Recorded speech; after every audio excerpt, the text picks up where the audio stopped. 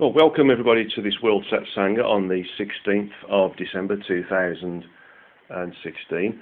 And it's also, as always, it's now in conjunction with the Moore Show, so it's also broadcast on Kevin Moore's YouTube channel as well, where Kevin does an excellent job of putting graphics on to the audio that supports this Satsanga.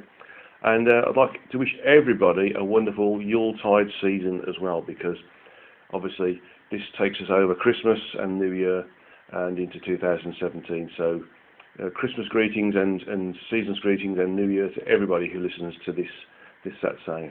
And thank you for continuing to listen to it, and thank you for those people who sent in questions this particular month. We've got a lot of questions to go through, so you'll have to bear with me if I speak a little bit quick over the next hour or so. So let me just quickly go through the agenda.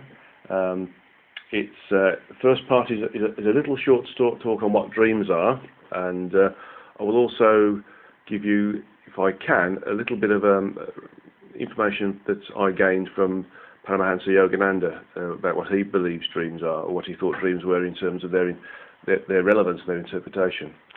Then we've got a whole group of questions. We've got questions from 4 people this time, which is fantastic. And then we got an end of meditation, or end of session meditation, which is connecting with the source. Now, I've done this a few times, but in this instance, I'm going to show you a technique that allows you to connect to source whilst here, rather than using the consciousness or projecting the consciousness into a higher level of frequency. I'm going to show you how to bring the source to you at these levels of frequency that are associated with incarnate existence. Okay, so let's go through the first part. So what are dreams? There's various different interpretations of what dreams are, and there's a lot of books out there that identify how dreams can be interpreted and what they mean. And most of them are symbolic. Now, that's a reasonable consideration in terms of the symbology, and I'll explain what I mean by that later. But dreams are basically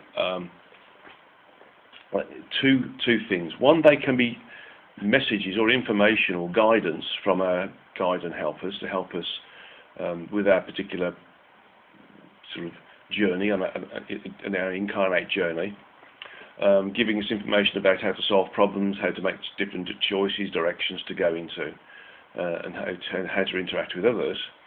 And also they can be memories, fragmented memories of projections of the consciousness outside of the gross physical form. Sometimes we call this astral travelling, other times it's further than astral travelling.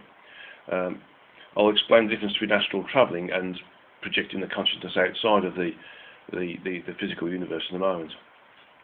So, in the first instance, the dreams themselves are given as images or sounds, shapes, feelings or knowingness by our guide and helpers. And if they're images, we tend to get them in a symbolic way, so to speak. So this would tie in with a lot of the information given in various different texts about what dreams are. So the symbology is relevant to various different things.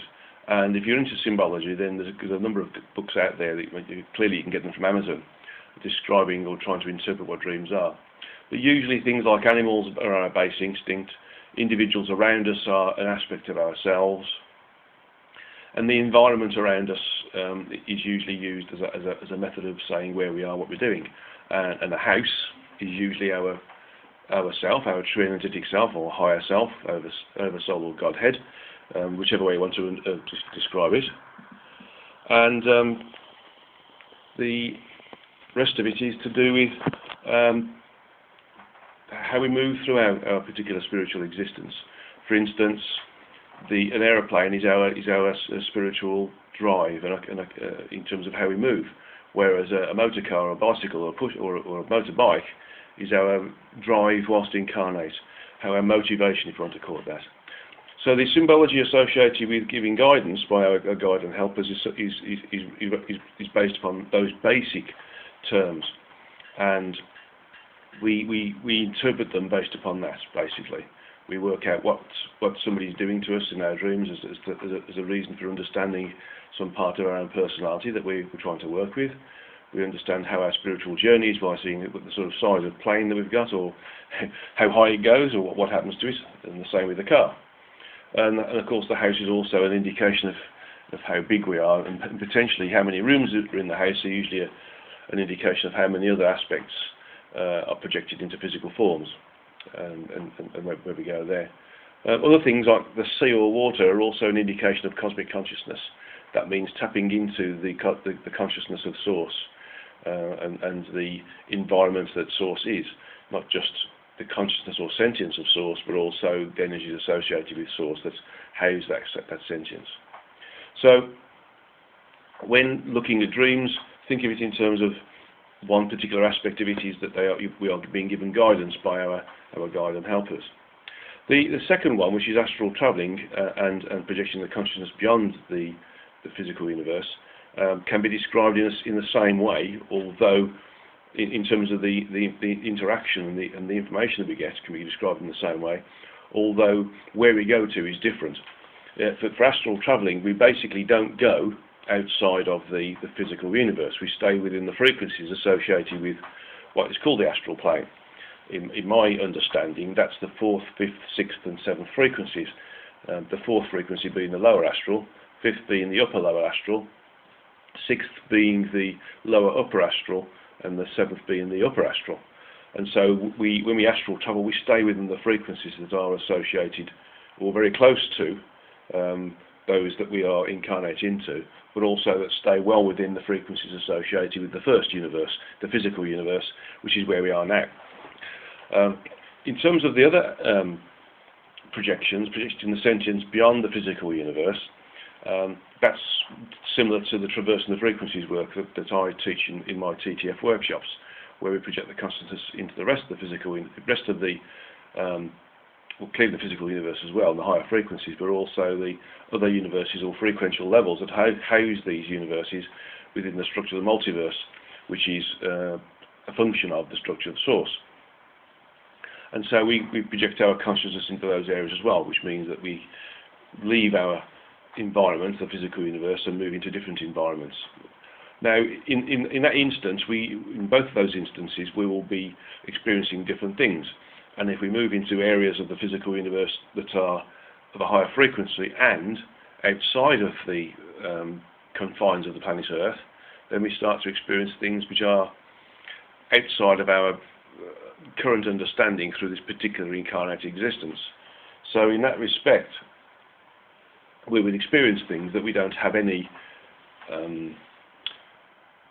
knowledge of, so to speak. So when we see something or experience something or know something, there's no reference point for us. There's no direct reference point for us, that is.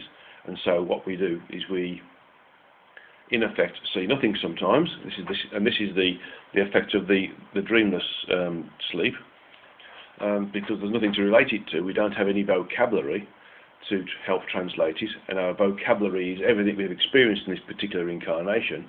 So it's not just the spoken language or sign language, it's the total experience that's being used as a translation medium. And that could be anything from cartoons to television films, going on holiday, experiencing your career, or at school or university. So everything you've experienced is an experience, is a form of language that you can use to translate what's being experienced in these various different excursions, either astral or extra-universal, so to speak. So when we get experiences there, we will get something which we either understand directly, which is usually when we're astral travelling. There's a direct translation there, so there's no need to have any symbology or have any translationary errors, so to speak, due to our lack of direct knowledge. Or we have the translation effect, which usually happens to us when we go beyond the Earth and also beyond the physical universe. And so, if there's something which is close to us, close to our level of understanding, it's used as a translation medium. And one of the things I like to use in the Traversing the Frequencies workshops as an example of what happens is that if we, for instance, have never seen a giraffe before, but we're then presented with a giraffe, what do we call it? We either see nothing because we've got nothing to translate it with. We don't have anything that's got 4 legs a horizontal back, a neck, a head and a snout and a tail, or we have something which is similar. So if, for instance, we've never seen a giraffe before, but we've seen a dog before, and we know what a dog is, we look at the four legs of the dog and the four legs of the giraffe and say, yeah, okay, there's a similarity there.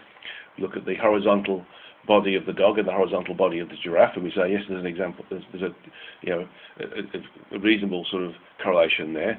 We look at the tail, yeah, there's tail on both of them, so there's a correlation there. The neck on both of them, but the neck is taller on the giraffe, but okay, there's a neck on the dog, so it's fairly similar there. And there's a head there, and a mouth, and a snout, and a nose, and there's ears. And again, that's the same with the giraffe versus the dog, and there's a similarity there. Okay, the giraffe's got a couple of small horns, and that's a sort of slight error, but nevertheless it can still be considered to be a dog, even down to the coat having a different pattern to the dog. We know some dogs have got different coloured patterns on their coats, so we can say, okay, the giraffe's a dog.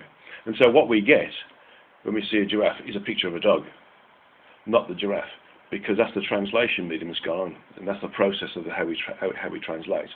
So when we experience these different things from extra Earth astral travelling or extra universal travelling, and we don't have a direct translation, i.e. we see a dog and we know what a dog looks like, so it's a dog, then we see something which is a translation, which is the giraffe being represented as a dog.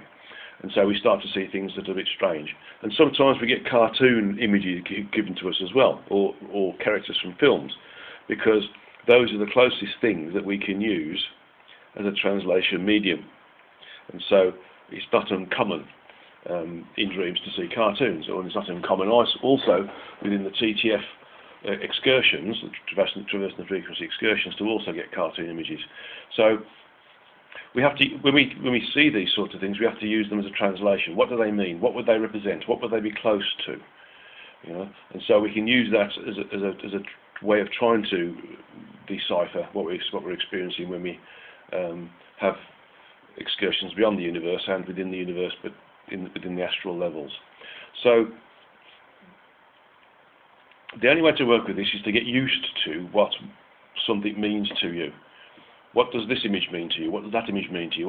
What does this experience mean to you? What does that experience mean to you? And then if you're experiencing something in your dream or your memory of extra Earth excursions, astral travelling, or extra universal excursions through predicting the consciousness further as part of your sleep time work, and or the images that you can be given by your guide and helpers, try to use commonality in your interpretation. Do it on a regular basis, work out what it is, and you'll start to get a really accurate response. But don't forget that there's always going to be new translations or new symbology that comes into it sometimes, or new strange images. And so we have to work out what those images mean to us, and then we start to get the full picture coming out. So, a little bit on how to translate what images are, what images we can see in dreams, and the summary on what dreams are. Basically, they are either information or guidance from our guide and helpers, or they're images from astral travelling within the frequencies associated with the astral levels, sometimes on the Earth, sometimes off the Earth, or they're images from our consciousness being projected beyond the physical universe. So, well, I hope that explains that. And what I would do is, for those of you who are interested, just do go onto Amazon and just simply type in something like dream translation, or understanding what dreams are, and there's lots and lots of books there. Okay, so let's have a look at what we've got in terms of our questions now. We've got lots of questions. So the first question is, the biggest questions that I've been coming up with this at the moment is, with all the world events occurring and given, is that we appear to have free will. And that's correct, we do have free will. How is it then that we seem to be making choices that are uninspired, unhealthy and uninformed? I often feel as if I'm watching a drama unfold with none of the actors realising they're in a play. How do we really help people that claim to want help and yet seem incapable of making any changes? I think that's the second question. I'll come back to the first bit. At the moment, the Earth is going through an extended downward movement in terms of frequency. I felt we were going up earlier in the year, probably about February time. Then just after February we started to dip down, and I associated first the dip down being similar to the normal sort of sawtooth profile we get when we move up and down the frequencies, but with the average of being upwards. However, I've since recalibrated that thought process and realised that it's actually that we're going through another downward profile, a continued downward profile that is more like the sort of sawtooth profile of a large wood saw, the sort of thing that we used to have where we had one man in a pit and another man at the top of the pit, and there was this huge 10-foot long saw that they would pull, and the teeth were big teeth with little teeth in between the big teeth, so to speak. And we've recently been going up and down the little teeth profile. Now we've gone into a big tooth profile, a big downward tip. So those who are maintaining their frequencies as a result of this drop will see things happening around us. They'll feel more like people aren't understanding what's going on around them. They don't understand their environment. They don't understand what they are from a bigger perspective. But also, as we move down the frequencies, if we're not careful, we do also move down as well. And so we start to lose very gently, it's almost like going to sleep, we start to lose very gently our own connectivity. And so we start to go into different levels of states of connectivity and functionality. And one of those states is that we start to, although we've forgotten our higher functionality, because that's a function of a higher frequential state, we start to have this feeling of there's something else out there. There's got to be more than this life, and there's got to be more than what we're experiencing. And so we're in we go back into the sort of first stages of the awakening process, where we're starting to question our environment and the actions of ourselves and those individuals around us. And so this is what's going on. We're making choices that are uninspired, unhealthy, and uninformed because we're dropping down the frequencies, and we're not vigilant enough sometimes to catch ourselves dropping down the frequencies. Like I said, it's a little bit like slowly falling to sleep in front of the fireplace while we're watching television. It catches us out. So that's why we're moving down. And that's why some of us are getting that feeling. Again, thinking about it now, this probably is an addition to or an extension of the first question, and I'll say it again. I often feel as if I'm watching a drama unfold with none of the actors realising that they're in a play. And that's the feeling, basically. That's the feeling of understanding that there's a greater reality out there, and that people are just going through their incarnate existence. They are totally immersed. And when we're more alert, aware and awake, and at a higher frequency, we do feel as if we are watching a play, because everybody is so immersed in their incarnation that they're not able to wake up and realise who and what they really are. And again, you won't be able to help them. So how do we really help people that claim to want to help you, seeming capable of making changes? The old adage that you can lead a horse to water, but the horse has got to drink the water itself, or wants to drink the water itself, i.e. you can't make it drink the water, is absolutely true in this instance. There are that many individuals who want to be healed, but then can't make or can't get to on a regular basis the healing appointment. It's amazing. And so all we can do is send them love and understanding, and show and lead by example. We can't make anybody go anywhere. This is all part of this free will business. We can only show what the route is, what the best route is. We can't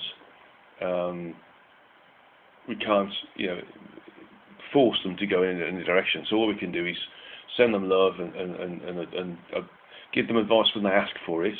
But don't. If they ask for advice and we give it to them, and they go and do something completely different, don't get frustrated. It's just that they don't really understand that they have to move forwards in that way. Okay. And next part of it is David Spangler from Findhorn.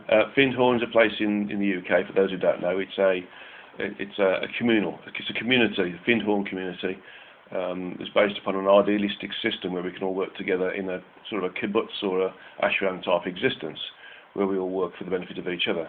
And it works well, although they would also say that they've got their own problems as well. But David Spangler says he claims that our biggest problem is not that we are spiritual beings incarnate in the flesh, but rather that we are not incarnate enough in the flesh. Um, and the question asker is saying, I believe we are right. I don't really subscribe to that comment by David Spangler. I think it's that if we were to incarnate, we wouldn't be allowing ourselves to move beyond the need to incarnate. We'd continuously come here because we'd continuously be immersed in it. The whole point of being here is to experience, learn and evolve whilst experiencing the aspects of the lowest frequencies, and whilst we're here, in this particular instance, move beyond it. And so if we're not moving beyond it, we stay within the cycle. So from my understanding is we must get to the point where we start to detach ourselves from our incarnate state. Otherwise we don't take the opportunity to progress, to experience, learn and evolve through incarnation. There needs to get to a point where we are no longer in the need to incarnate, and then we'll be evolving through using the higher frequencies rather than just the lower frequencies and the higher frequencies together. So the last part is the only solution to help people embrace more of their spirituality? Yes, we need to educate them in a way which is, for want of a better word, the way that they can support. There's that many different ways of learning. We have to understand those different ways for people and deal with them on an individual basis, and that's difficult. So we do need to move forward in that particular way, in a way which is useful and realistically digestible for those people who have got different learning skills. Okay, so thank you for that. Next questions are. So first question is. There's a bit of a preface. This leads to my series of questions to request. Okay, this is another one of my students who's asking me lots of questions about source and source's perspective. Okay, so what's in a name? A rose by any other name would smell so sweet, as Shakespeare said. Words are simply a reduced form of communication that fails compared to the intuitive mental interaction directly. But written and verbal language is what we are reduced to right now. Correct. Basically, that's a function of being in the low frequencies. A name is a representation of who and what we are. Now, although our parents give us names, the parents are guided to give us names, and the names have a resonant frequency associated with who and what we are, from a greater personality perspective, not an ego-based personality perspective. So the next part is, how can we use this weapon of the written and spoken word to awaken the masses to the power of mankind and our desire and our dire need to evolve through peaceful interaction? And that's the question. This may seem trivial to ask what the intrinsic power that we assign to things is and how we can undo some of the negative connectivity, but we are becoming an increasingly polarised society where ignorance of recent history dooms cultures to relive and repeat these scenarios. In my own short time, I've witnessed these events unfold. If we remain ignorant of the lesson, it is repeated. Yeah, I totally agree. And again, we need to be in a situation where we are leading by example rather than by rote, actually. We can give information in books, in videos, in audios, and we can give information on a one-to-one basis, on a verbal basis. But it's always down to the desire of the receiving or the recipient of that information to run with it, to move forwards with it and to use it. That's the issue here. So all we can do is to continue to think good thoughts, continue to think high thoughts, high frequency thoughts, behaviours and actions, and lead by example. And also, there's nothing wrong with writing information about how to live and how to be in the physical but not the physical, and it's important to do so. But more importantly is how to broadcast that on a regular basis in a way that you know you're doing a difference, and that is to be example. Be the example. Be the individual who's showing how to live, and let people follow you if they want to, and that's the way forward. And they may not show that they're following you. They may just look at what you're doing and go, okay, that's good for me, and do it themselves. And that's the way forward. Okay. So the next part of it is going beyond the names we assign to things. Is the recent energy that I would like to inquire about is associated with people, geographic locations, periods of history, etc. Can one transcend or transmute the energy of association from a destructive to a constructive or disharmonious to a harmonious form? Particularly, how do we go about doing this when we live among layers of associations that are culturally embedded? Okay, that's a good question. There's a preface to it here as well. Associations of all kinds and names that we give to familial, national, cultural, religious separations. These end up serving as prisons for our thoughts, constraining our ability to connect to oneness, to our uniqueness. I see these two as intertwined, not polarized components of oneness and uniqueness. Yes. Now then, this is all something to do called segmentation. Now in segmentation we associate ourselves or we associate others to various different thoughts, behaviours, actions, interactions and locations, and we segment them based upon that. When we start to work in a more generalised state resulting from being a higher frequency, then we no longer segment people. We no longer say that they're Somalian, we no longer say that they're British, we no longer say that they're American, we no longer say that they are German, we say that they're human beings on Earth. Now, this, unfortunately right now we're going through a slight downward trend in the frequencies as I previously stated, and this is resulting in us starting to re-segment areas. I mean, we can just see what's going on in Syria and Iran and Iraq and those sort of areas, and even within our own country, where, for instance, in the UK, we're giving power back to Wales, the Welsh Assembly, and to the Scottish Parliament and the English Parliament. You know, we were supposed to be in a United Kingdom, and we're no longer a United Kingdom. We're just a series of kingdoms again, and this is happening all over the world with various different things. We in giving power back, which is what we should never have taken the power in the first place, but we are segmenting people. What we should be doing is working for the benefit of everybody in an equal way, and this is only going to happen when we're of a higher frequency.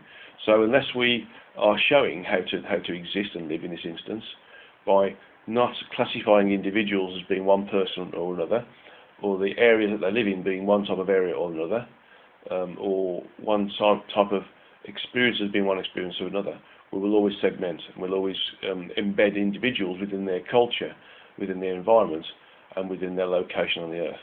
So we need to expand ourselves and think beyond that and think of ourselves as just human beings. There's various different predictory science fiction films or other sorts of fantasy films that show that when we are threatened externally by other things such as a mechanised world or a series of other entities that come to Earth and try to take the Earth, that we all start to forget our differences and work together. And maybe that's the thing that needs to happen. Maybe we need to see ourselves properly as being a civilization or a group of entities that are incarnate on one planet, and that there are other individuals out there. But all that will do eventually is, although we'll work together as being we are human beings and we'll forget our differences and our segmentations, we'll start to segment ourselves and say, well, actually we're human beings, and we won't look at the bigger picture, which is we're an incarnate entity that's using the bodies that are on the earth, and we're also part of this other greater series of incarnate entities, which are also souls incarnating, but they're experiencing that incarnation in a different body in a different location within the galaxy or even another galaxy within the universe. So I hope that answers that part. Next part is I, as an individual, can expand my awareness to see a greater reality and oneness through meditation, and in brackets, and by meditation that can be achieved in myriad different ways found in respectful contemplation in nature. Transcendentally, traditionally, or whatever way one realises thoughts and expands their awareness. So the big question here is, well, that was a preface, by the way. How do we communicate that message of peaceful expansion, tolerance of uniqueness, and how do we convey this message to those that link people into the group of other and them? How do we help each other to become the observer rather than the actor?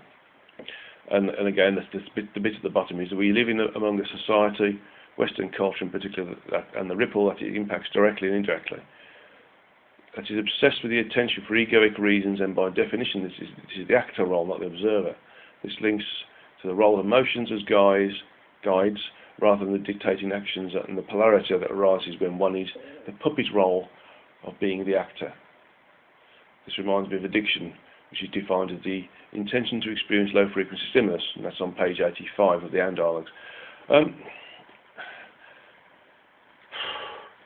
All we can do is, again, as individuals, is work with individuals who are like-minded.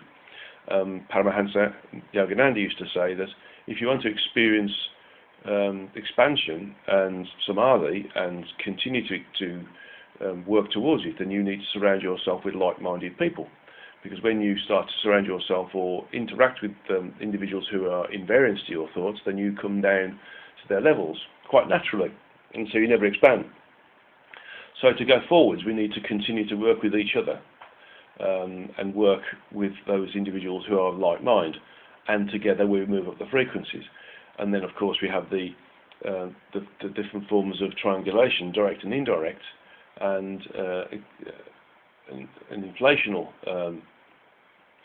triangulation that allows other people to be affected by us, and that they will also start to be pulled up the frequency as well. And when they do so, they will also start to seek better company and to work in a higher way as well. And so this is particularly a function of really, again, showing by example, but working with people and only working with people who are of that sort of thought process, and avoiding those individuals who are soothsayers of doom, or always looking at conspiracy theories, or always trying to gossip about somebody or put somebody down. I very quickly mentioned Paramahansa Yogananda there, and I realised I forgot to mention what his comments were on dreams. And he didn't put much thought, he didn't put much value on dreams, by the way. He thought that they weren't informative as such. He thought that they were just simply the sort of abstract translations of what was experienced.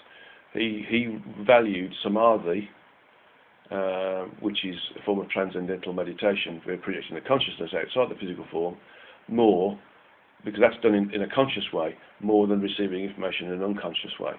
So he was more into conscious experience rather than unconscious experience, and irregular memory, or the need to offer translation to the information that's there. So that was Yogananda's thoughts on dreams. So a slight digression, sorry about that. Let's move further down. So the next question is on a topic of low frequency versus high frequency stimulus. Can I elaborate on low frequency stimulation? Is this merely seeking to saturate one's awareness in the physical senses, i.e. overindulgence of our sensory perceptions expressed as neuroses, diseases and addictions, or does low frequency stimulus include the shunning of moving into the high frequency that requires a refinement of the human vehicle? And there's a little bit at the end says, by this I'm referring to the fear of learning or questioning things, ideas, political agendas, etc., thought to be known. The conceptual idea behind this argument is that frequency possessing requires the capability of the instrument to gain a given frequency, and that's a human form. To which extent are those gaining evolutionary content through addiction cycles choosing their path as opposed to being on a fractal created by the intention in the first place? And how can we work with all these karmic links in the present moment? Whoa.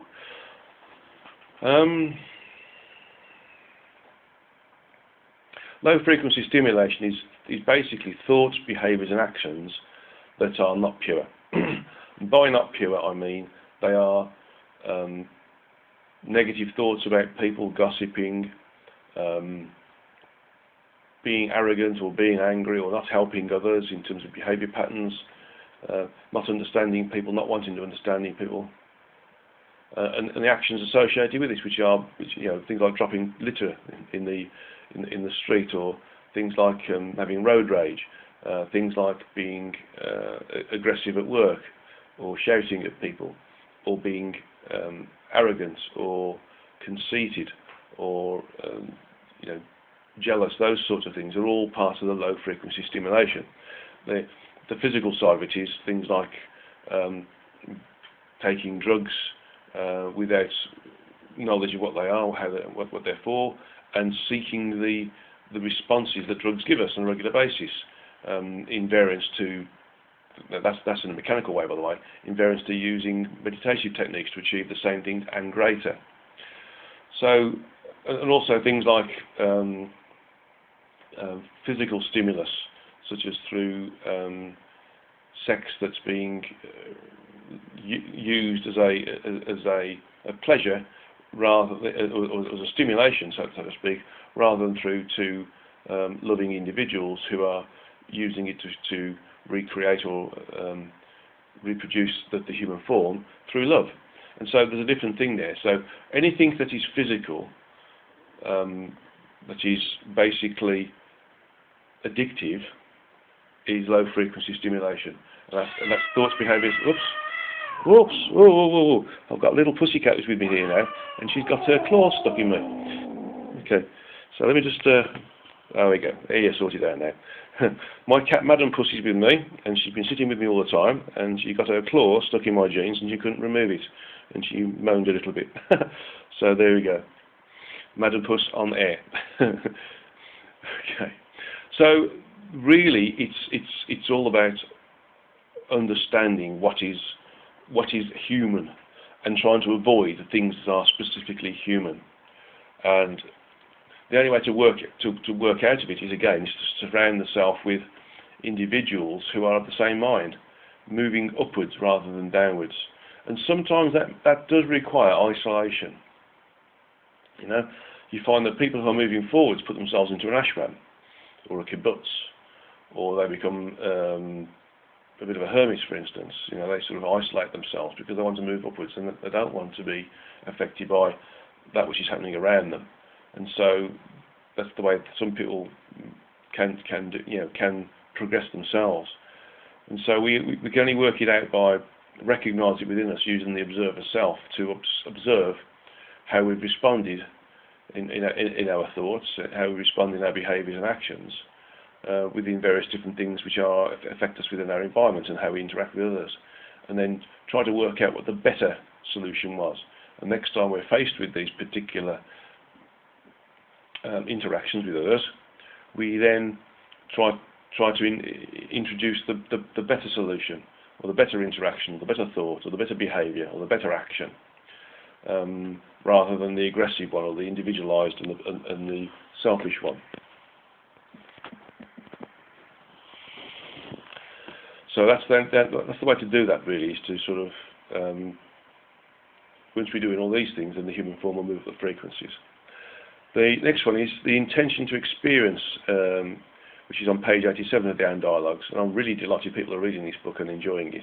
It was a bit of a watershed for myself, as you can imagine, but also it's also very informative as well. And although it's based upon known subject headings, and I thought that there was no need to do this sort of book because there's lots out there, actually the information that's come out is also additional, an additional level of detail and depth to the existing understanding as well. So anyway, back into page 87 in the End Dialogues. The aspect is said to experience similar addictive conditions until the situation no longer generates the desired function. Can I elaborate on why aspects choose to embark on addiction paths? Is it to fulfill a cleansing of their energies before reintegration with Tess, true energetic self, or is it a choice at all, karmic, or is it a choice at all, but rather a karmic fractal created by low frequency intention? Can I elaborate on this, the extent of this need to quarantine a newly demised aspect from these addictions? And there's a bit at the end. Seems to me that even if the modern Western lifestyle generates an addictive element to be karmically worked out, our consumption has created addictions of all sorts that range from the numbing of our perceived pain through various different socially named and medically labelled drugs, to the hoarding of wealth itself, to the ownership and hoarding of things, to wasting of our time. So many addictions to name, it's unbelievable, I guess, yeah. This begs the question of how long can we live like this, generating a lifestyle that creates a karmic addiction, fractal spirals laid upon us. Eventually we'll have to move out of it, otherwise we'll crash and burn. But the reason for why an aspect would incarnate into an environment that creates addiction or expose them to addictive paths is to give them choice. We choose to experience the addictions, or we choose to ignore them and move on. And it's as simple as that.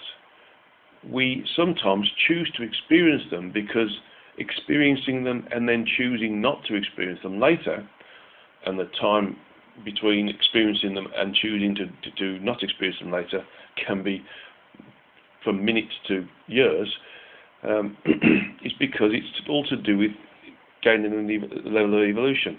That evolution is we gain more evolutionary momentum or progression by experiencing things that are, from the common sense point of view, not desirable. And so, if we can experience these things and only experience them once because we choose not to experience them later, or we choose to change the way we operate, think and behave and act so that we don't experience them later, then we've experienced them, learnt from them and moved on. So it's all to do with giving ourselves the ability to experience something, and that's enough. It's a bit like going to the cinema and seeing a film once and then thinking, I've seen that film now, and then not bothering again. Whereas other people go and see a film 3 or 4 times. It's a bit like going to a fairground and experiencing a ride once, and you think, oh, that was scary, but the adrenaline boost was such that, I wouldn't mind doing that again. The adrenaline boost being low frequency addiction. So we either think, I'd like to do that again to experience the adrenaline rush, or do I say, okay, I've done that now, and move on, and realise that it's no longer an attraction for us. And so this is something that is of a choice. Now the karmic part of it is when we desire to go back, and we get addicted to it. We want to go back. We want to experience this. We want to experience the fairground ride. We want to experience the adrenaline rush. We want to experience the heightened sensory perceptions associated with taking drugs. All these different things. We want, we come back because we want to. And there's other things in terms of karma where we've got to work with other individuals because we need to sever links. The archetypical, somebody's done something wrong to you, so you've got to do that same thing wrong to them in the next life. But the idea is actually that you can sever the link and no longer need to do the reciprocal action as well. So moving away from the need to reciprocate by forgiving or asking for forgiveness, and therefore forgiveness being given is one of the ways forwards. But in terms of the need to come here, there are souls do get addicted to being here, and this is a bit like experiencing going out and having more alcohol that you can cope with every night, and but wanting to have the buzz associated with it, and the same with drugs. So moving and then later on changing and saying, okay, I've done this now. It doesn't work for me anymore. I'm no longer going to take alcohol or drugs. So you become teetotal and you become clean. So it's to do with really experiencing something difficult, working with it, and then moving away from it, or choosing to move away from it. And this is the whole point of this particular universe. One of its functions is duality. What we classify as right and wrong, up and down, left and right, the good road or the bad road. There is no good and bad, up and down, left and right, forwards or backwards, by the way. There's only choice. But the choice is that we can choose to take a faster route or a slower route. And the slower route is they're getting addicted and staying there, and the faster route is experiencing the addiction and then moving on. The addiction, or should I say, experiencing the possibility of becoming addicted through the interaction with whatever substance or thoughts or behaviours or actions or stimulus that can be there as well. Okay, so I hope that answers that particular question. I think I could probably write a book on that, actually, looking at the potential fractalised thought processes that could go with that one. Next one is, after the demise of the human vehicle, you mentioned in the end dialogue in page 33 to 34, that an aspect can keep creating their temporary environment until it recognises where it is, while those working with the higher frequencies can go straight into the life review process. This begs the question of time. And the question is, how long can one remain in this limbo state before entering into the life review process? And then it so states that you return to this topic on page 64 when it is stated that some aspects or souls fail to realise their true energy form and remain in a pseudo state of awareness, like being in a dream.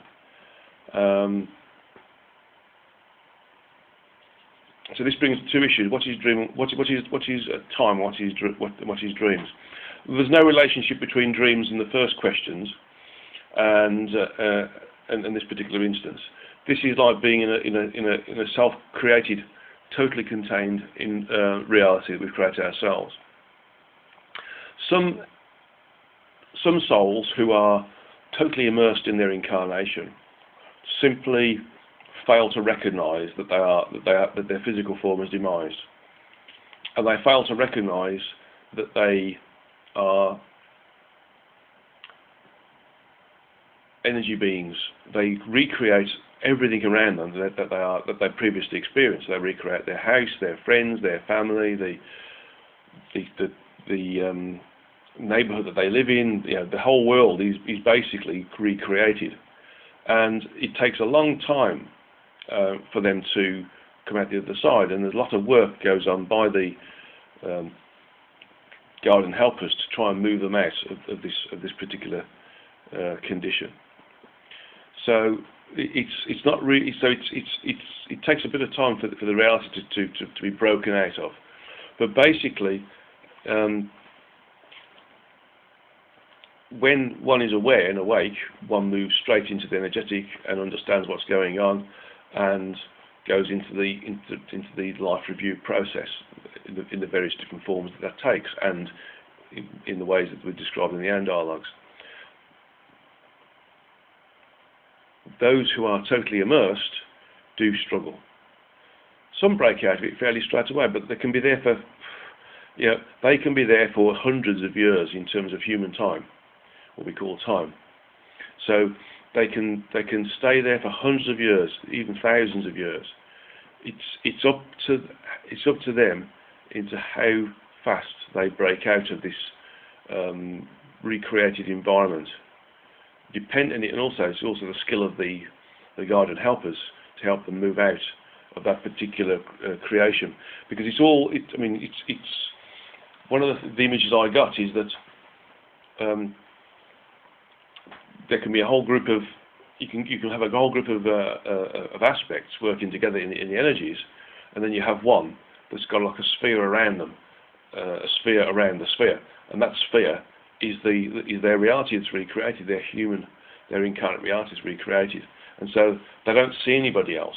They're there energetically, but they are surrounded by another sphere, which is the creation of their reality that they want to stay with, and so this other sphere needs to be broken down, and that's what the guide and helpers work hard to do, to try to remove that. And so it can be there. There's no limits. There's no rules or regulations as to how long this thing can be there for. I mean, this particular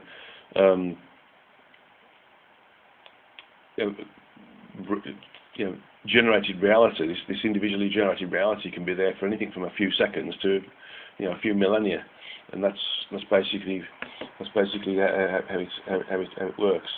It's unfortunate that our ability to be incarnate can end up being presented to us beyond the demise of the human form. So this is the question on time. Is it the issue of time itself seems to be an entirely third-dimensional construct? So it seems rather like an arbitrary tool of measure to even suggest that, because I use it because we still believe it is a dimension rather than a way to measure distance and weight of objects that reflect or absorb light, as I understand it. Yeah. So in time, as we know it, what does it mean to remain in this limbo state before the life review? Is this not also where all the addictions have to get comically addressed through quarantine? It's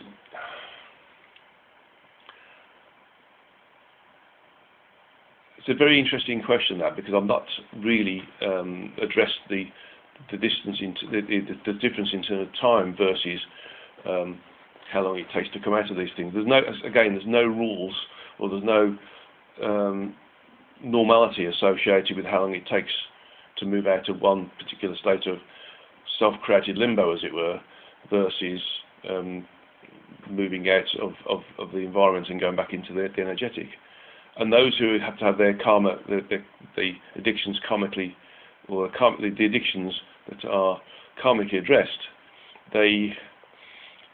my understanding is that they can do it either within that reality, through skillful interaction of the guide and helpers, or they have to go through like a quarantine area where the addictions that could potentially affect the true energetic self have to be removed, and that again requires a lot of skill on behalf of the true energetic self and the guide and helpers.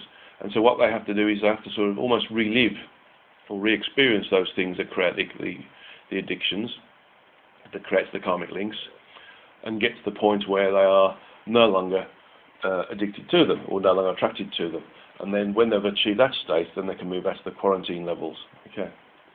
So the next part of this is this time in limbo reflected in an inability to communicate with the aspects test whilst in this state? If from their perspective, yes. But from the perspective of the test with the aspect, no.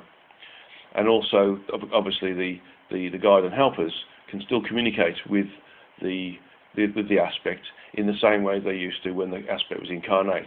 So that's the problem, you see. They're having to work with the limited ability and functions of the communicative bandwidth of the aspect, because it's still within or working within the confines of lower frequency existence, even though it's not.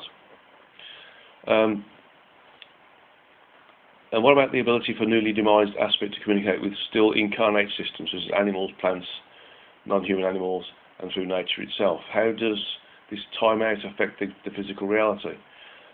In effect, does it contribute to the lack of understanding and the cause effects of ripples in our lives? The newly demised aspect really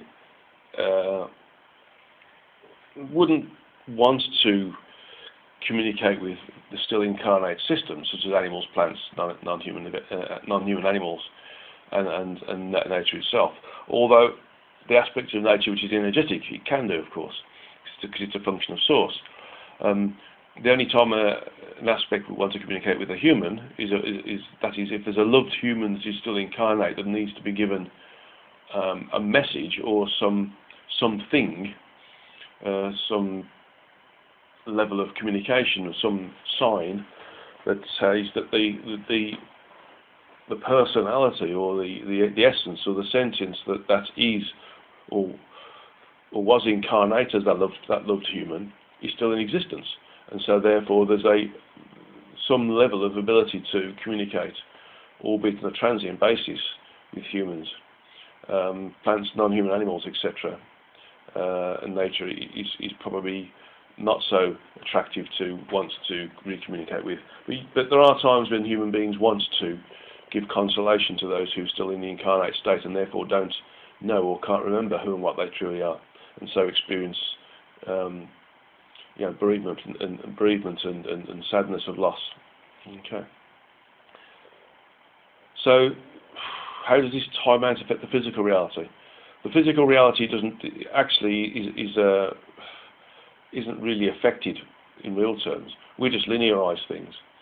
So, if you think of it in terms of the individual who's within a quarantine because there's too much karma associated with it that it would contaminate the true energetic self, or the entity that's stuck within its own reality, this limbo state, as being in a different event space, then when they come out of that event space, they may have spent thousands of years, in human terms, to get from where they were to coming out of that event space. But from our perspective, it could be nothing. It could be a second, it could be a minute, it could be 100 years. It just depends upon the entry and exit point of the event space. And so, really, this sort of shows that everything can occur concurrently. And although we create this linear existence from a time-based perspective, whilst we're here, in actual fact, it doesn't really mean anything as such. And so the physical reality is also a part of the greater reality, but we linearize it from a human being perspective. So somebody can spend an awful long time in one of these quarantine areas or one of these, shall I say, conditions of limbo, and it can appear to be like a couple of seconds on the physical plane, or they can spend a few hours in limbo or in the quarantine, and it could potentially be days, weeks, months, or years in the physical. It just depends upon how the aspect enters into that event space and how it exits that event space, and where that event space was interacting with the event space that we call the physical environment. Okay, and it can move around, just to make things even more complicated. So if it was potentially 100 years, and the event space sort of reappeared, so to speak, 100 years in the future, the aspect might want to bring it back to a few seconds after it demised. So it can still move things around. It can enter into another event space and come out the other side in a few seconds after the demise process. So the time period associated with the physical world, the physical universe, isn't affected. It's simply personal experience that's affected, and personal interaction with self, guides, helpers, and environment that's affected. And the next bit is about the dreams, and this is the last question from this particular contributor. Thank you very much for these rather interesting questions. Next one is on dreams, and we've gone through dreams, so this might be a supplementary sort of response to the dreams. First, starting with sleep, is the state of consciousness we designate with most dreams recorded. Humans and many non-mammals demonstrate a psychological need for sleep. Science estimates that only about a third of the human lifetime is spent in a sleep state. So what role do dreams play in this critical state of sleep for the physical vehicles being used by humans and non-human animals? Well, again, dreams are the same thing. It's when the sentience moves out of the gross physical and the energetic side of the spiritual physical side of the human vehicle, and experience the frequencies associated with the astral, or they move beyond this particular universe, or they receive guidance from their guide and helpers. What are the myriad functions that the dreams provide? So, really, So I'll start again. What are the myriad functions that dreams provide, and how can we train our skills at understanding the information being presented to us in dreams? I went through that basically in the first part. So this is like supplementary, but to summarise, dreams come in three conditions and two states. First condition is when there's information being given to us by our guide and helpers, which is usually using imagery as a symbolic method of communication, or sometimes we get words as well. And the second condition is when we're experiencing something which is based upon the Earth level but at a higher frequency, or outside of the Earth level but at a higher frequency as well, usually within the 4th, 5th, 6th and 7th frequencies associated with the multiverse, but still within the universe. And we can stay within the Earth environment, or we can move out of the Earth environment to different planets or galaxies. And the second part of that, the second condition of that, or the third part of it is that we experience the movement of our sentience outside of the environment created by our particular universe and go into other frequential levels that also house different universes. So the translation medium there is based upon our total experience. The user's being used as a translation medium there. So symbology in terms of the guide and helpers trying to help us, and the translation process based upon our total experience being used in both the astral travelling sense and the projection of the consciousness beyond this particular universal environment. And that's the next sort of part of it is, it seems that this can be a dangerous path to interpret all things in terms of symbols in dreams. Yeah. I question the universal dictionary of dream meanings and rest that authority upon the dreamer to both gain that knowledge and develop their personal awareness. Keeping a journal by the bed to record dreams can help recall the detail. I agree. Actually, if you think about it, a universal dictionary, so to speak, of dream meanings can only be a generalization. The detail is based upon the individual's experiential vocabulary, so to speak, and what these different experiences mean to them. So it can only ever be individualized. There can be general stuff that I talked about in the first few minutes of this particular World Satsanga, but after that, it's definitely personalised. Okay. So what are other ways we can cultivate the understanding and meaning of communications being presented to us in the dream state? Many have personal experience getting messages through dreams ranging from physical health of themselves to the imminent death of loved ones, to worldwide catastrophic events. So it seems that a medium of communication. So it seems that they are a medium of communication. How can we contribute to the advancement of study of dreams as a means of connecting with our own bodies and true energetic self to improve this situation on Earth for mankind to evolve into a more peaceful, non-warring society?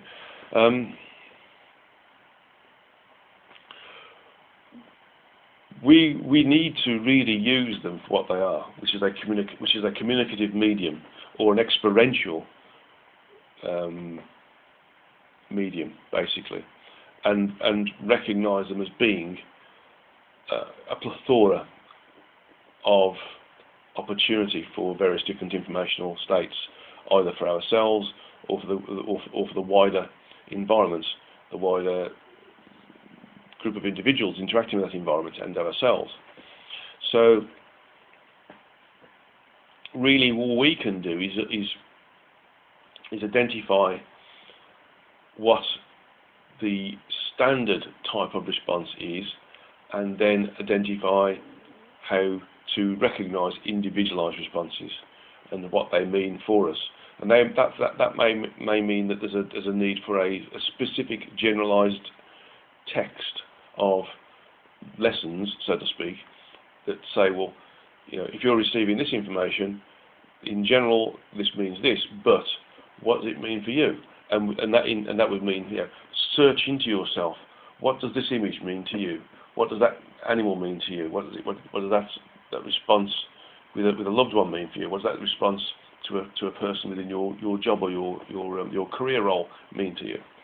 So I believe that the only way forward is to create a framework that people can use and move forwards with, to enable them to create their own dictionary, and that would be a good way forwards. And if people started to use their interaction with themselves during this sleep state, and to recognise who and what they are based upon the communication and recognition of communication between their guide and helpers and their own experiential experience in various different astral levels and through the parts of the physical universe and the rest of the multiverse, then they will generate a level of understanding of who and what we are, and that we are a much bigger entity than we think we are. It will give us a wider understanding as well. Okay. So next question. So thank you very much for those questions. It's a very wonderful series of questions, very deep searching series of questions, and I hope I've done them justice in this the short time I've got here. So let's go to the other series of questions here. Is the physical universe infinite and ever expanding, and if so, into what? Are there a number of true energetic selves created by source? Is there an infinite number of true energetic selves created by source? By the way, since the number 12 is a recurring number, I wonder if there are 12 to the power of 12, and almost 9 trillion true energetic selves that SE1 created, a finite number. There was a finite number of true energetic cells. I don't know the total number, and I'm not going to try to understand what that number is.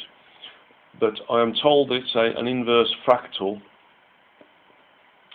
of the structure of the source. So bear in mind there's frequencies, subdimensional components, full dimensions and zones associated with source. Then you could think of it in terms of the fractalized general notion of that. Now, there was a number based on billions in one of the books, but I realised that was just a value just to sort of give us something to work on. If you did 12, if you worked it out as being something along the lines of 12 to the power of 12 to the power of 12 to the power of That's right, isn't it? Yeah, 1, 2, yeah. 12 to the power of 12 to the power of 12 to the power of 12 to the power of 3 to the power of 12, then that's the sort of function you would get in terms of the fractalization of the source, going from zones to full dimensions to subdimensions to frequencies, and ignoring the error associated with the physical universe. So the number of trinetic selves is definitely finite. The physical universe is finite.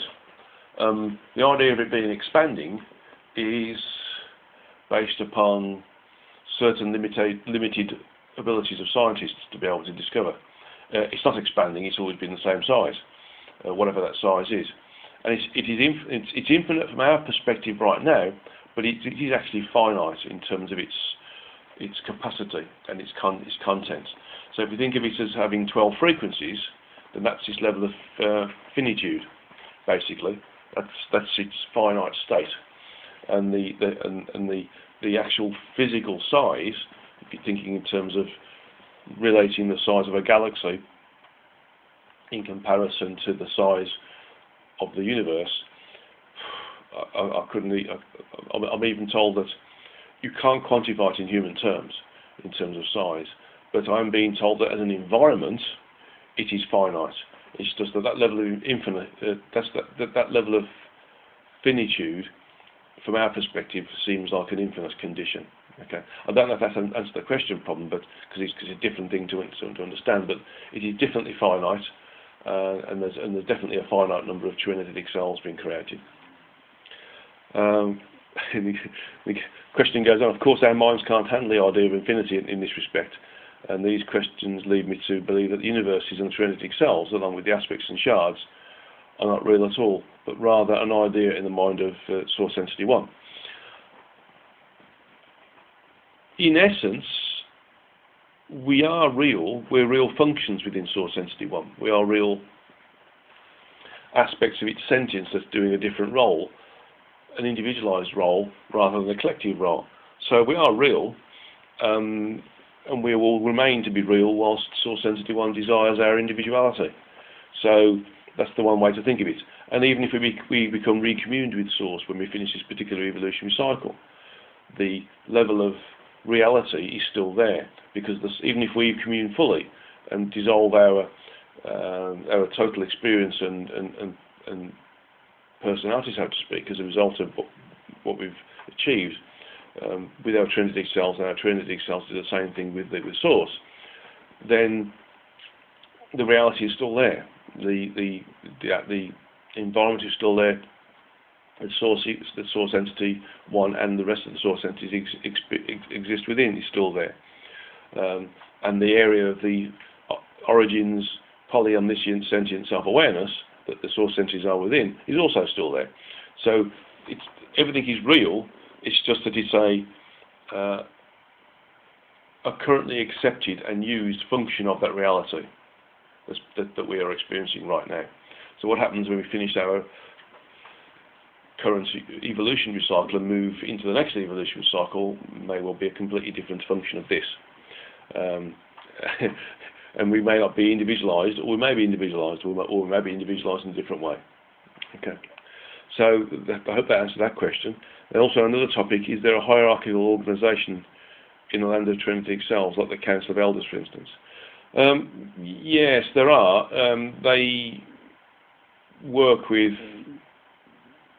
those individuals who are incarnating in the physical universe and all these frequencies. They sort of, for want of a better word, work with those entities, the maintenance entities that maintain the evolutionary efficiency of the multiverse, and specifically in our condition, the evolutionary efficiency of the physical universe. So they work on how we best can interact with this environment and evolve in an efficient way as a result of it. So it's sort of hierarchical in terms of function, although there's no such thing as one particular entity is the boss of another entity, for instance. They all are of equal standing, so to speak. It's just that they work in various different ways. And if you want to consider that the one's a function of another one, or the one's a sub-function of another one, then that's the only way you can create the hierarchical condition associated with it. But these trinitic selves are entities that work with the structure of the multiverse in all these different ways. And actually, that leads me to plug the book I'm working on now, which is called The Curators, which works with, for an example, the organisation of the hierarchical or not as the case may be, functions that some of these trinitic cells adopt to maintain the structure of the multiverse that our source gave us to experience, learn and evolve through. And that particular book is now about 51,300 words through, and is probably going to end up being as big as the Origin Speaks, I think, by the time I finish, because it's expanding as I speak.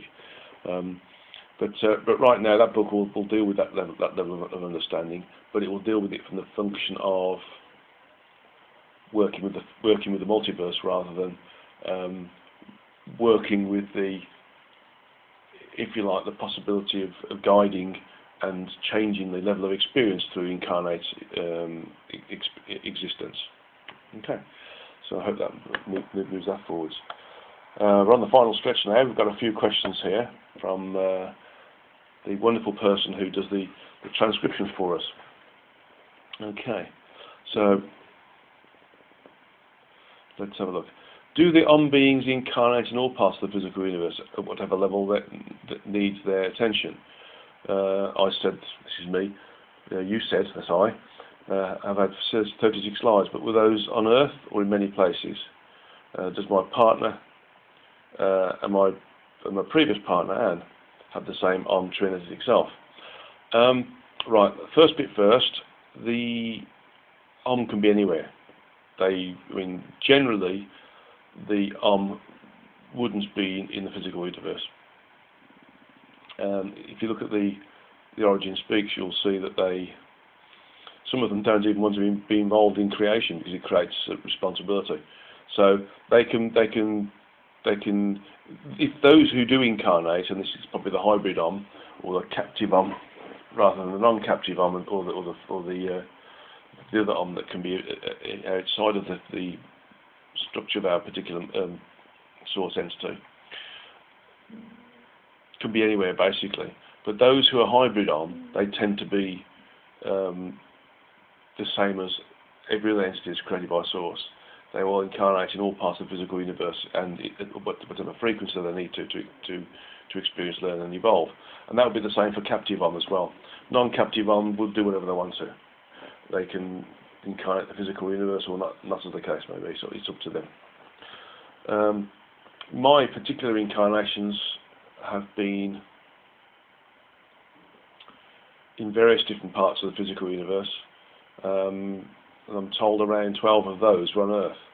This is the 12th. So I've been in many different places within the physical universe. Usually I'm being told right now in the higher frequency levels. And so they were as diverse as they needed to be to experience what I needed to experience. Anne is part of my trinitic self. She was an aspect of that. My current partner isn't. Celia isn't. She is very aware, a very astute individual, and very high in consciousness in her own right. But she's from a different trinitic self. But at the end of the day, that doesn't matter because we're all part of Source anyway. So even though we're potentially individualised from our trinitic selves, whether those trinitic selves are the same as another soul, or not as the case may be, is immaterial because those trinitic cells are, in essence, an individualised function of Source anyway. So we're all one anyway, so it doesn't matter from that perspective.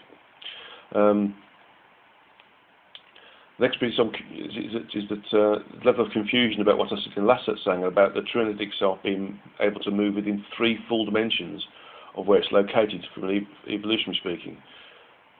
Does it mean 3 full dimensions up or down from where it is, or just down from where it is? Because at one time I said the trinitic self can experience the multiverse in any order. Right, e.g. simultaneous universe, number 350, followed by simultaneous universe 17, then 55. Right, they're different things. The evolutionary level of the true energetic self is not the same as the ability to experience it. The evolutionary level is a linear progression. Linearity, for the first time, works. So we move through, or our true energetic self moves through the structure of the multiverse from an evolutionary perspective, and it can move within 3. Okay, so if you think of it this way, it can move within 3. Usually, it can move within the 3 that are associated with its tritave. There's 3 frequencies. There's 3 dimensions that are sort of lower. There's 3 that are sort of medium. There's 3 that are sort of lower upper, and there's 3 that are upper. So if the first 3 full dimensions is one sort of group. The 3rd, 4th, and 5th. So the 4th, 5th, and 6th are the next group. The 7th, 8th, and 9th are the next group, and the 10th, 11th, and 12th are the next group. But my understanding is that the true energetic self can move within 3 dimensions only. Usually the one they're in and the 2 below. So, and in very, very special circumstances, they may be able to go 1 above, but usually not, because that's an evolutionary jump. So, in essence, they can move within the full dimension that they're in, and the 2 below where they are. So it's within those 3 that they can move around. Okay, so that's a sort of a physical location of who and what they are, based upon their evolutionary level. In terms of the experience, it's usually that they can experience these other levels by projecting aspects of themselves. So although they have a static position based upon evolution, the experience can be randomized because of what they project into these different levels. So one is sort of location based upon evolution, and one is location based upon need to experience. So they're 2 different things. So in summary, the 3 dimensions that a true energetic self can move around in as a function of its evolution is the one it's in plus 2 below. Its experience of the multiverse, in terms of how it projects aspects of itself, can be randomized. So it can go into any particular location. It can go in universe 350 followed by universe 17, followed by universe 55. That's an experiential condition, not an evolutionary condition. So they're 2 separate things. Okay, right, next set of questions. And in the history of God, in page 267, I asked how many sentient races of beings are there on Earth? And the source said 3, but there seems to be a plan for a 4th, besides humans, dolphins, and a 3rd energetic race. Please elaborate on these last 2 sentient races. What kind of 3rd energetic race? What is the 3rd energetic race like? What form do they have? What frequency do they exist on the Earth? And what full dimensional level of the multiverse do they come from? What is their function? And what's the 4th sentient race like? Same question about form, frequency level, multiversal level, and function on Earth. Right, so the 3rd energetic race is probably a bit of a misnomer. Because I'm picking up that when I wrote that book, I personally didn't understand that at the time we could incarnate at various different frequential levels. And so an entity that's classified in my mind then as energetic would actually be a higher frequency incarnate vehicle. So the 3rd energetic race is actually a higher frequency incarnate vehicle. So humans and dolphins are in this particular frequential level, the first 3. The other race is one that is more of a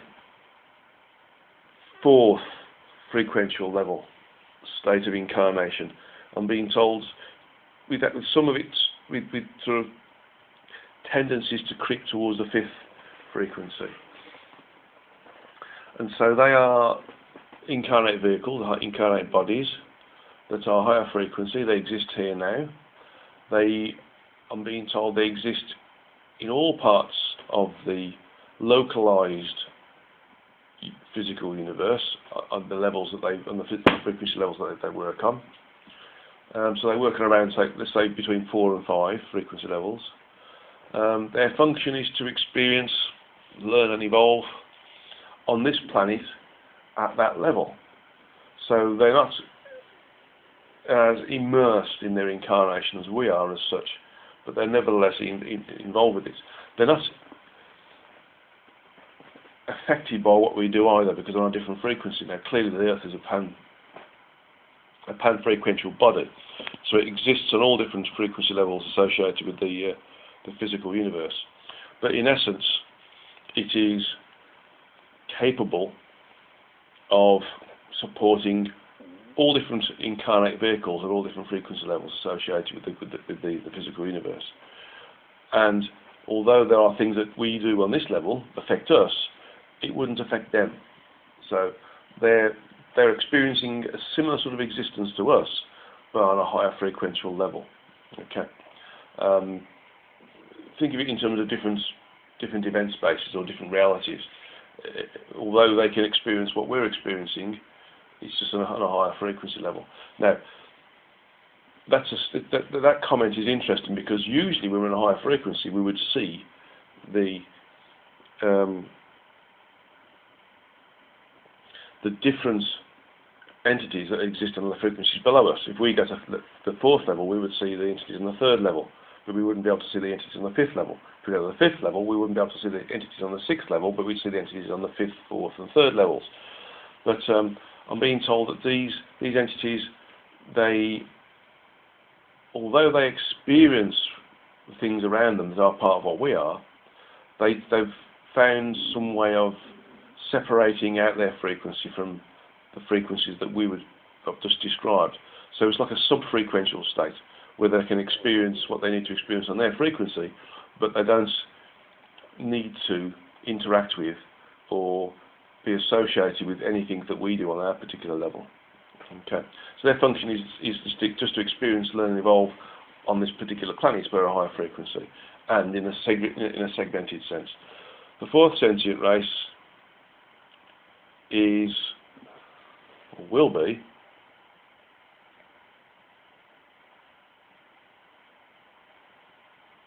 just asking the question. One of the benefits of doing this particular satsanga, or all the satsangas that are pre-recorded actually, is I don't pre-read the questions.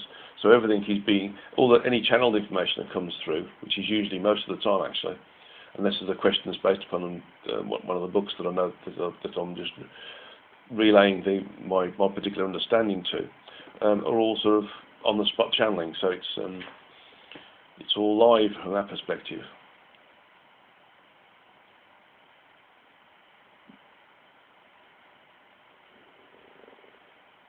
I'm being told the 4th race will be well above our frequency, like in the 12th frequency, and they obviously at that point they're going to be more than energetic, as it were.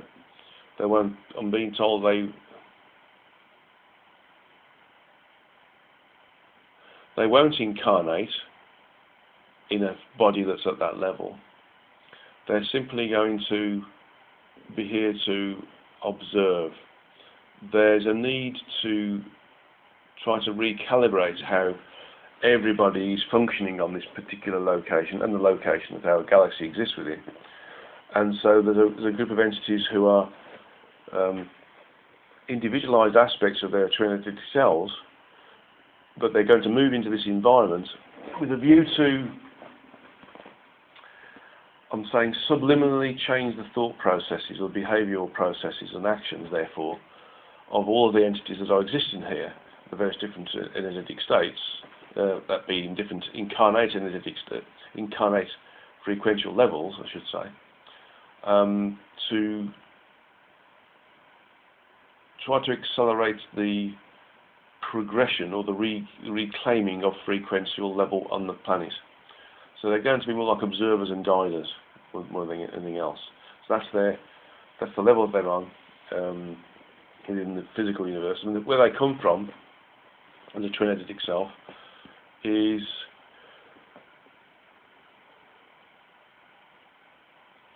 from the sixth full dimensional level.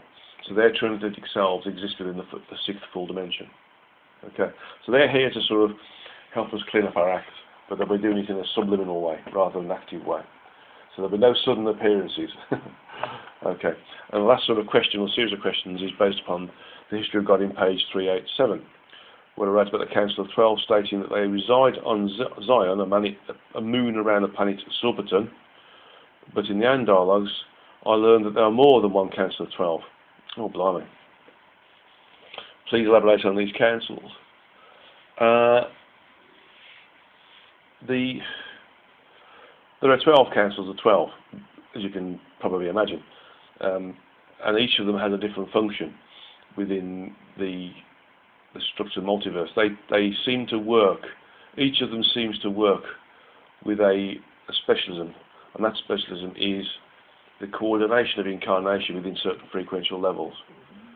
So there's one that works with the first three frequencies, and then one that works with every frequency up towards the 12th. That only counts to 10. So the other two are involved with those entities that are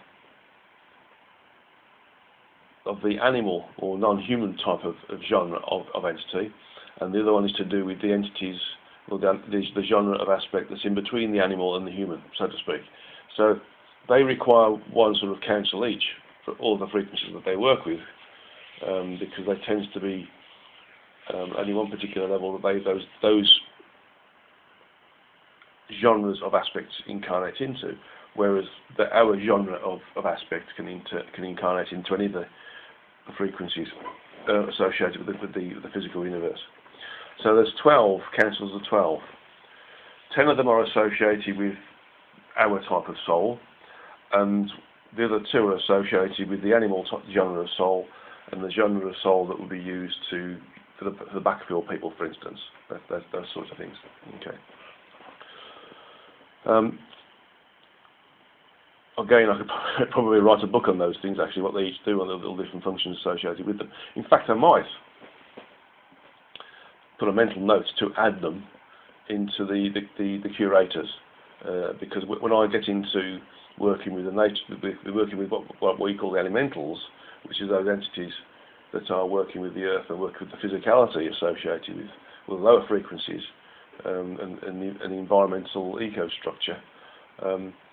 These councils would also work with how we interface with those sorts of things. So if I make a mental note, I'll see if I can add those into, or make a mental note to add them into the back of the book somewhere, so we can see the correlation between these councils and the other hierarchical structure of the curators, so to speak.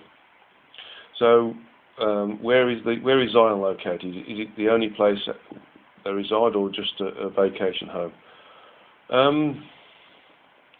Well, I mean, Zion's a name that's been used for eternity in terms of the human beings' understanding. It's a name that has been passed down through the ages.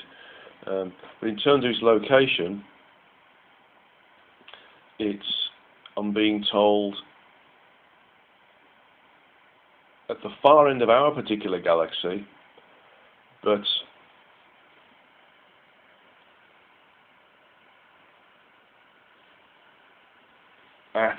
I'm being told, they move around the frequencies. They when they're interacting with the Earth, they reside on that particular planet. We're on the third frequential level.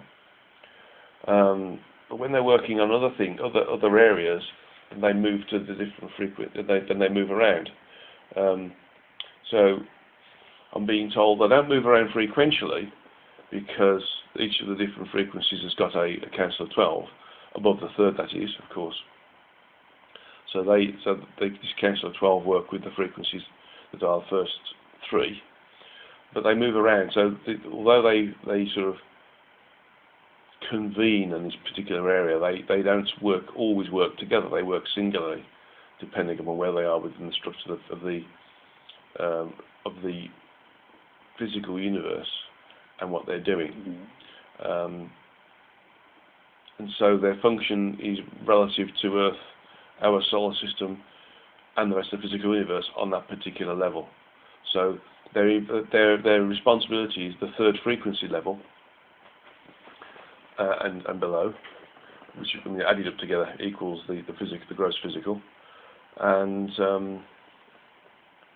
they work not only on Earth, but they work in other areas as well of the physical universe on these different levels. Clearly, with the Earth having free will, and it's the only area where we have individualised free will, they have a particular interest in it.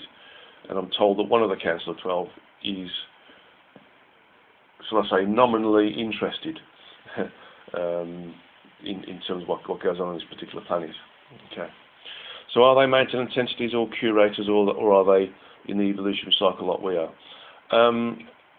They are, or just a higher level as overseers and guiding the guides. They're not really curators as such. They are more of, although you could classify them as being curators, because although they don't function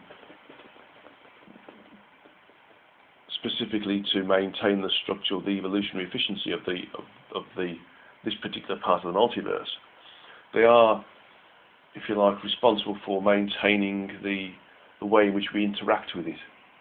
So they're not quite curators. They're more guides, if you want to call it that. So that's probably a better way of looking at it. They are a higher level. They don't incarnate. They don't need to. They moreover guide the way in which we interact in a collective sense with the environments that we incarnate with.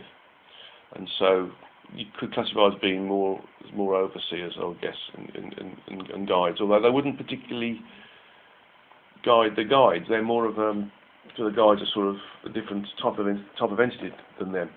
These are more. They're sort of the bridge between the curators and us as incarnate individuals. They sort of form the link between those entities which are maintaining the evolutionary efficiency of the multiverse, in this instance the physical universe, and those that interact with it, which are us and our guide and helpers. So that's probably the best way to explain what they are. Okay. Well, that comes to the end of the questions. Thank you very much. I know that this particular Satsanga is a particularly long one. Well, it's probably justified because the gap between this Satsanga and the next one is going to be about 6 weeks. So although I apologise for the length, I'm sort of justifying it somewhat. And so now we come to the end of it, which is the meditation on bringing source to ourselves. Okay. So what I'd like you all to do now is to, if you haven't already done so, sit in your straight-backed chair, or find one and sit in one. Place your feet flat on the ground. Okay. And your palms uppermost, but balanced on the tops of your thighs, the upper thighs, where the thighs meet the lower body.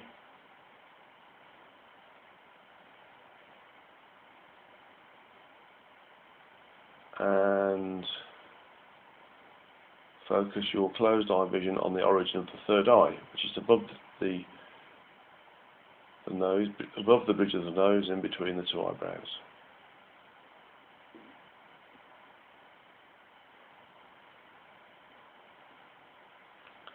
And I want you to either use your mentally spoken words if you have trouble visualizing, that being a spoken word. You can repeat what I say if you have trouble in working out what words to use, or visualize that we are individualized and sitting in our rooms in our human body.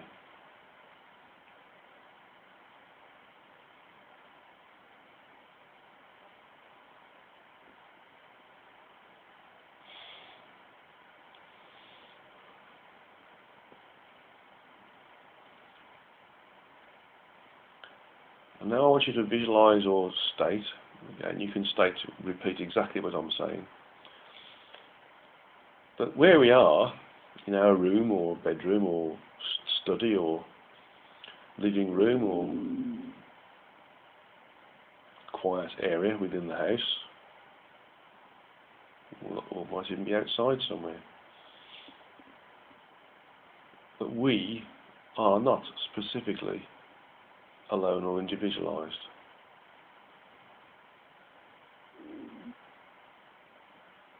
That we are simply a smaller, albeit individualized, subsection of a larger entity. So all of the quantum aspects of gross physicality that make up the human form, from the cells down to the atoms, the electrons, protons, neutrons, quarks, stratus and charm, the elements below the quarks, the elements above the anu and the anu themselves, are all part of Source. We are part of Source.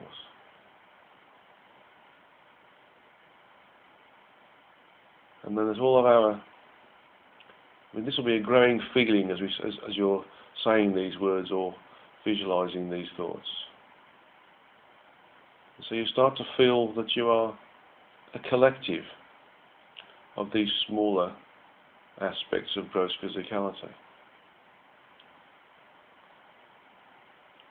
You're a bigger part of those smaller parts. So just all you are is all of these smaller parts together. Some of you might feel as if you're buzzing at the moment or fizzing. That's because you're starting to feel the individuality of all these parts all together, collected into the gross physical and the spiritual physical aspects of who and what you are. Or should I say what the vehicle is that you use. Your human form.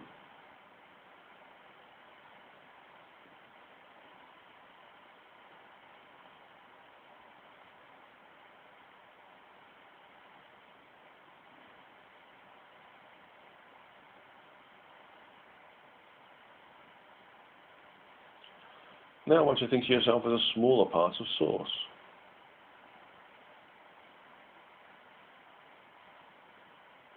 So where we are sitting now in our room is a collection of all of those smaller aspects of gross physicality, the anu,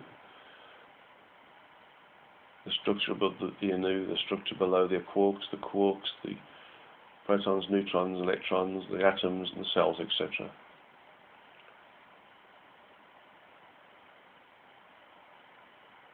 That forming one particular microverse, we are part of a macroverse. So whilst we're here still, just consider that all the frequencies associated with the gross physical, the first three frequencies, part of a bigger being, that the fourth, fifth, sixth and seventh frequencies that we call the astral, part of a bigger being, the eighth, ninth and 10th frequencies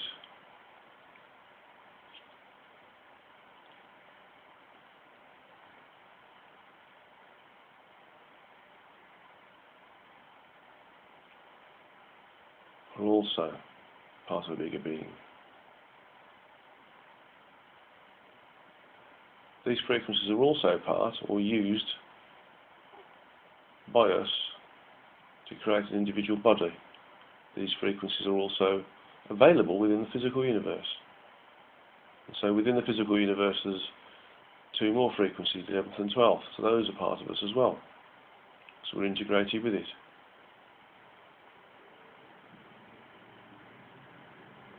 And that creates the first full dimension.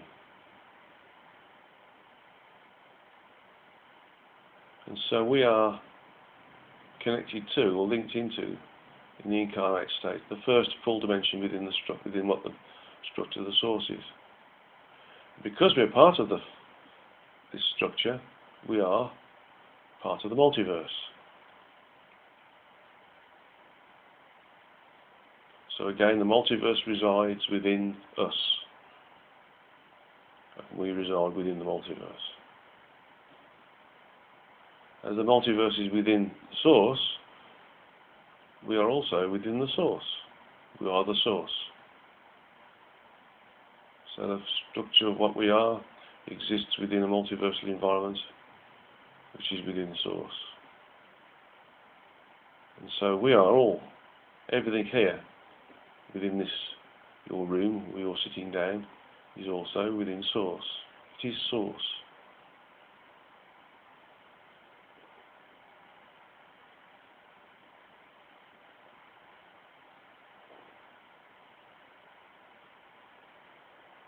And the multiverse is also a smaller function of source. It's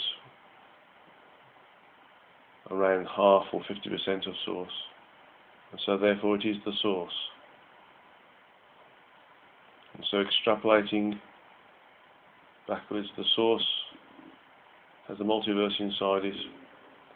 And within the frequencies associated with the multiverse is our true energetic selves. Within the frequencies associated with the lowest function of the multiverse is the physical universe. The energies associated with the physical universe are also used to create our gross spiritual, physical and gross physical bodies. And so therefore the cells, the atoms, the quarks, the structure below the quarks, the structure above the anu, and then the anu are also source. Because everything is source, we are source. And so therefore, we are in constant contact with source. It's only a function of thought, a function of sentience, that makes us feel or believe that we are separated from source. And that's a function of our incarnate state, where our communicative ability is reduced to near nothingness while we're incarnate. And so in reality we're always connected to source, because we are the source. Even if when we can't remember it, we are in connection with source. And so in this connected state, this realization of oneness, of us being source and source being us,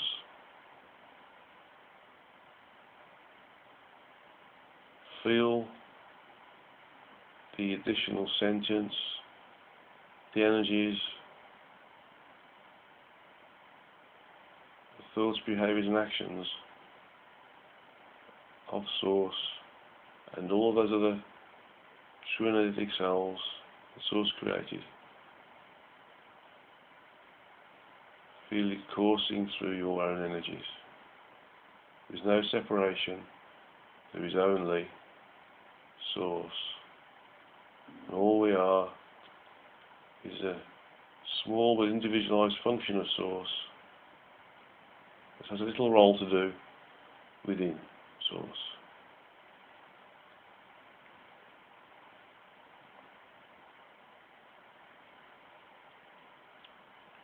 Because we are source and source is us, source pervades us. It is within and without us. There is no demarcation between source and us, or us and source.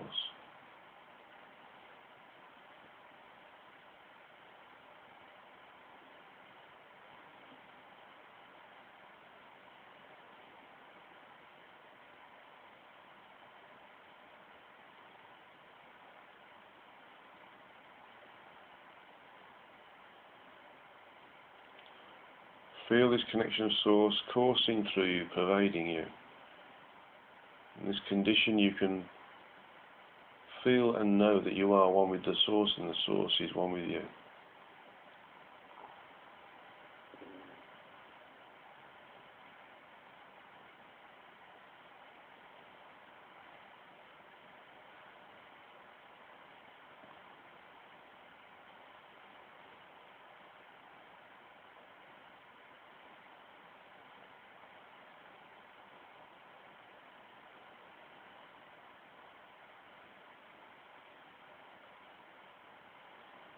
And so in this state, know and feel the connection with Source. And if you wish at this point, you can ask Source for any guidance, direction, any question, any encouragement, whether it's verbal, visual, audible, or just knowing, or a state of feeling or beingness.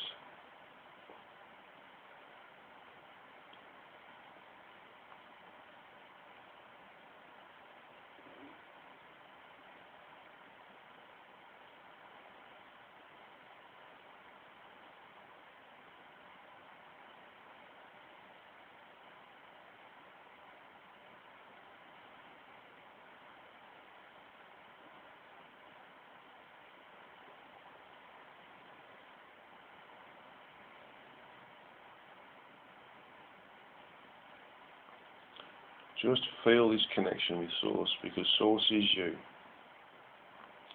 Feel this integration, this communion, this wholeness.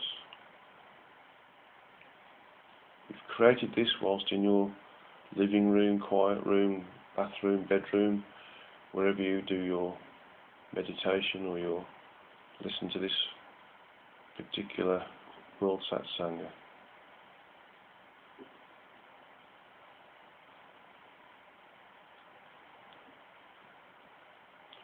We'll stay in this just a couple of minutes just so you can get the feeling of it. So I suggest you practice this and give yourself an hour to stay in this particular state of beingness. Know that in this condition you are omniscient and omnipresent. The only limitations are in your mind. Limitations born upon being immersed in your human incarnate condition.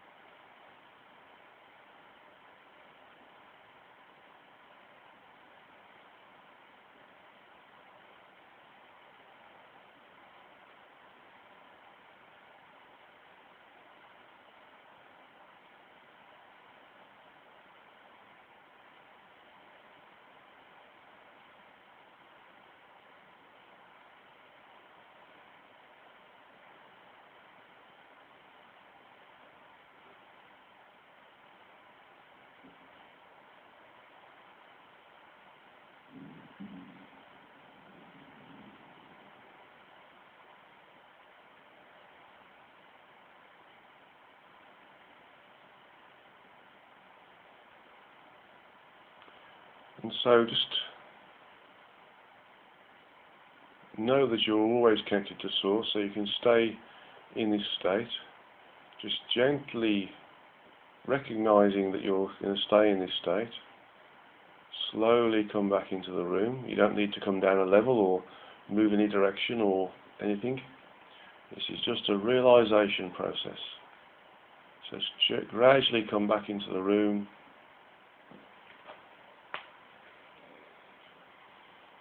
Open your eyes and take a drink of water if you have some. Okay.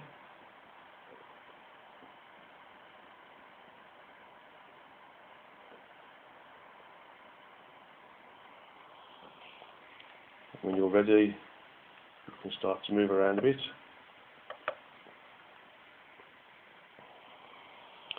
Okay, so that's the end of the Satsanga today. And thank you very much for listening to it, and thank you very much for your questions and your dedication and devotion to understanding things of the greater reality. Again, I'll thank Kevin Moore for all of his help in extra broadcasting this particular audio and creating the imagery to support it and allowing it to be on his YouTube channel as well. Kevin's a fantastic person and he's doing a great job in terms of being of service to the rest of the world as well. So God's love to you all, much love to you all, and season's greetings to you all, and look forward to working with you again on the next Satsanga, which will be the 21st of January 2017. So have a great Christmas everybody, and God's love to you all. Goodbye.